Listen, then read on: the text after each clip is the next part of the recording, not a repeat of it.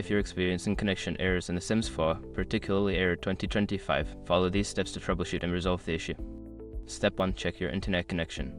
Ensure that your internet connection is stable and working properly. You can do this by testing your connection on other devices or running a speed test. Step 2. Restart your game in Origin. Close The Sims 4 on the Origin client completely. After a few moments, reopen Origin and launch The Sims 4 again to see if the error persists. Step 3. Update your game in Origin. Make sure that both The Sims 4 and the Origin client are updated to the latest versions. Check for updates in Origin and install any available patches for the game. Step 4. Clear Origin cache. Clearing the cache can help resolve connection issues. To do this, close Origin, navigate to the Origin cache folder on your computer, and delete the contents. Then, restart Origin and try launching the game again. Step 5. Disable firewall and antivirus temporarily.